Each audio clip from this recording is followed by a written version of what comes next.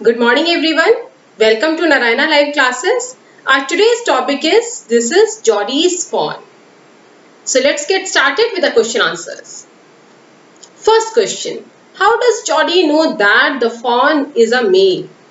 Every creature, every animal is different. So yes, there is a certain difference between a female fawn and a male fawn. So how does Jodie know that this fawn is a male one?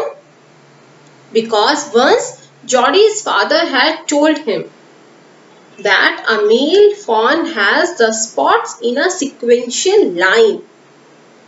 That's how he got to know this fawn is a male.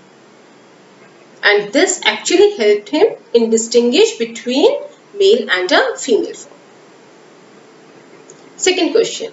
Jodie didn't want Melville with him for two reasons. The first question, who was Melville? Melville was one of his known. So as Jodie was small, his mother did not allow him to go alone. But Jodie wanted to go alone. So when he reached to the jungle, he never wanted to accompany Melville.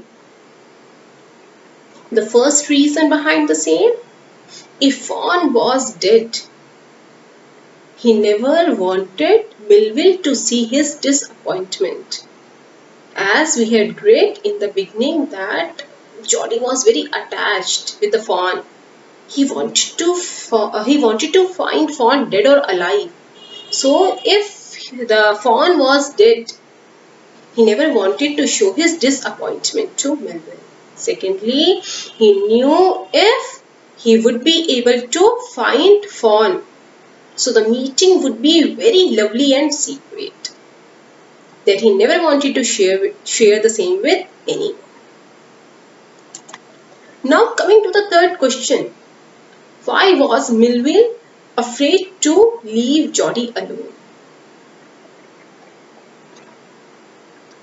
Jodie was a small kid.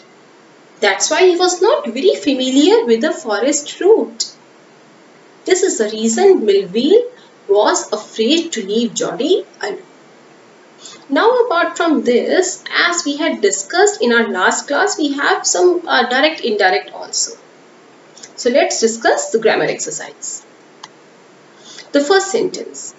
Penny said, "Do you really want it, son?" Now, in the last class, we had discussed all the reported speech in the present tense, and it was statement. Yes, few past tense we also had, but at the same time, all these were statement. But when our reported speech is in interrogative sentence, the structure to change the same is quite different. So when I have question sentences, said will change into asked.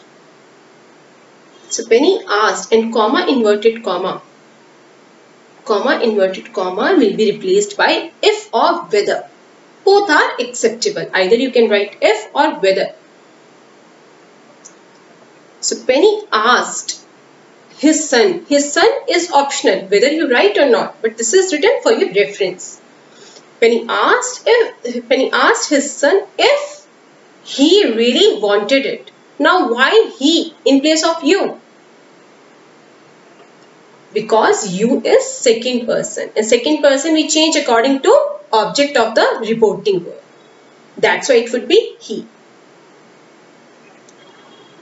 Next, Melville said, "Will he write back with me?" Melville asked if he, third person. Why we did not change? Because third person, no change. If he would, will change into would. If he would write back with him. Why did we change me into him? Because me is the first person. And Melville, we know he's a male. That's why we changed me into him. The next. He asked Melville, "Will you help me find him?" He asked Melville if. You second person. Second person will change according to the object of reporting verb. If he would help, find him. The next. He said to Melville, do you think the fawn is still there? He asked Melville if he thought. Again use second person. Second person will change according to the object of reporting verb. If he thought the fawn was still there. Why did we change the tense over here? Our reporting verb is in the past tense. That's what we had discussed in our last class also. The last sentence. He said, was it appear that Pa got bitten by the snake? He asked. Again, comma, inverted comma will change into if or whether. Jody asked if or whether it was up there. Why we have changed here into there? This is adverb. So here we do change into there. That way we have changed now. Now change into then. So here there. That Pa got bitten by the snake. Thank you so much. Have a great day.